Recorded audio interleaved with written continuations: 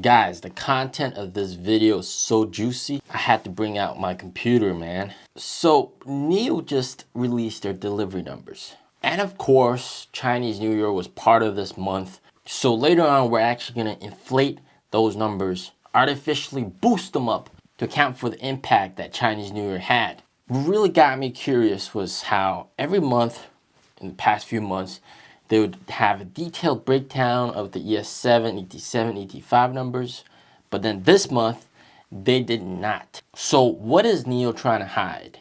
Obviously, they don't want you to know this, otherwise they would have shared this information. Of course, you guys already have an inkling, a hint of what's going on, but of course, we're gonna prove what's actually happening. So I don't know if you guys have noticed, ET5 monthly deliveries have been rising like crazy. Very nice.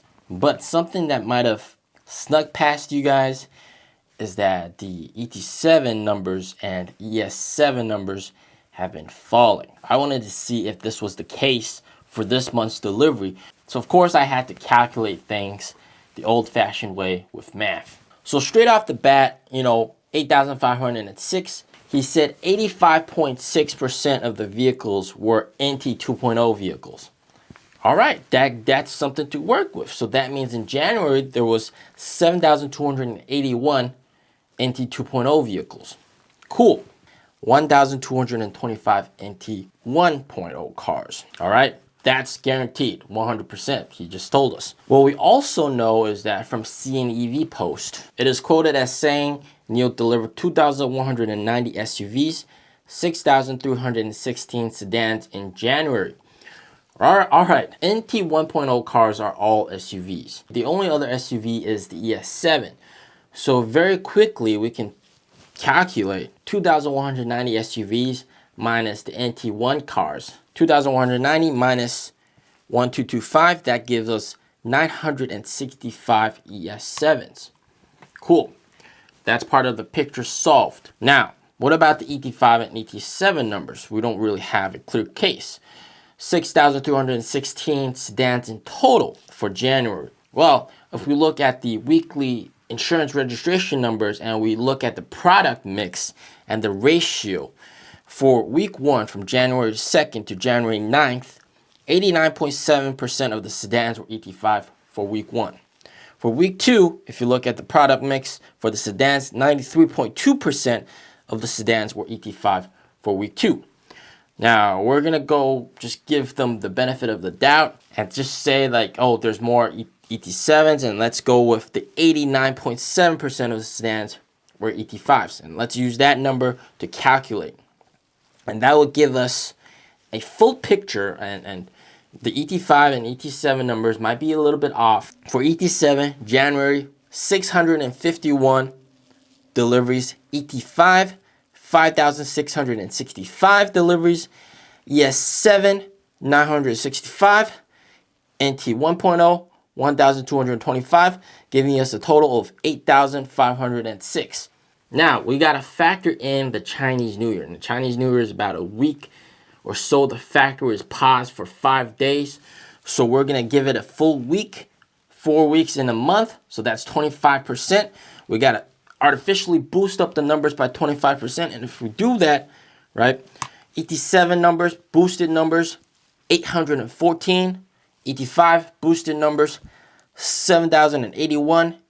ES7 boosted numbers, 1,206. NT 1.0 cars boosted number, 1,531. And then the total boosted numbers, so artificially inflated by 25%, we would have 10,632 deliveries in January if we did not theoretically have Chinese New Year. That would actually be in line with my expectation and would be a year-over-year increase instead of a year-over-year decrease that it is right now. But this paints a very, very scary picture for you guys.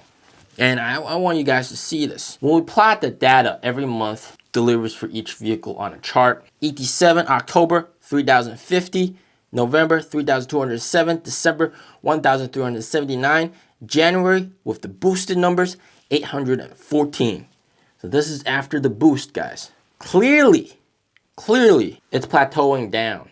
plateauing down for the ET7. I'll explain why later. ET5, 1,030 for October, 2,968 for November, 7,594 for December, and 7,081 boosted for January. Very much in line, very good performance.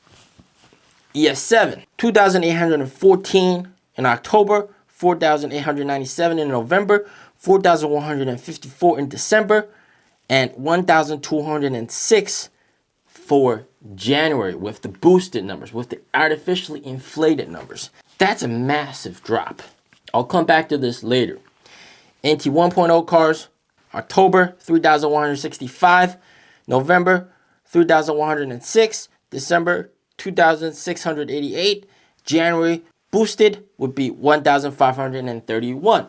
So NT 1.0 cars are pretty self-explanatory. They're the first generation cars. They're getting older, but they're still very expensive. And by the way, if you haven't downloaded my EV price war cheat sheet, I have. It's completely free, link down below. This is actually going to explain some of the things you're seeing right here in this video. Definitely go download it. So NT 1.0 cars are losing its appeal. It's still very expensive. End of the story. There's nothing we can do about that. Now, what's going on with the ES7? From 4,154 in December down to 1,206. And I gotta keep in mind that all these numbers could be a lot worse, because what's happening is NIO is promising the EV subsidies out of their own pockets to everybody that placed their orders at the end of December, before the end of 2022, but are taking delivery in January. So these guys are still getting, most of these guys, all right, are still getting like 12,000 RMB off for their car, which is still pretty nice. So it could have been a lot worse. Keep that in mind. So ES7, if you downloaded my price war cheat sheet, you would see that the ES7 has a lot of price overlap with the ES8, the brand new ES8, which is just miles and miles a much better car than the ES7. More comfortable seats, you know, just better tech inside, similar pricing. I mean, why would you still get the ES7 if it's about the same price and you could get an ES8? So a lot of people have opted to not get the ES7, instead go for the ES8.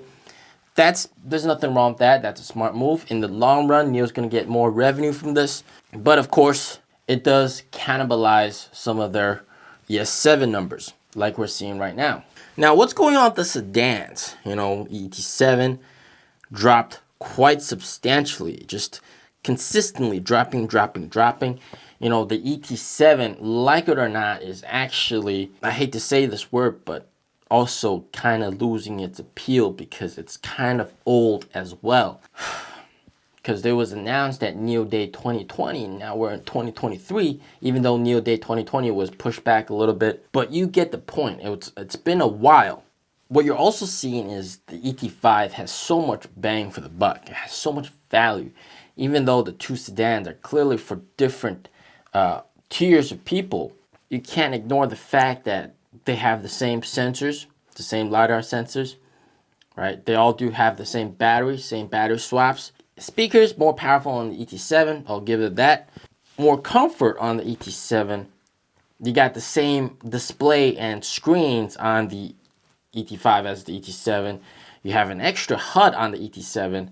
ET5 also has massage, right? ET7 is roomier, but with all these things added in, is it really justifiable to pay like 40% extra for the ET7?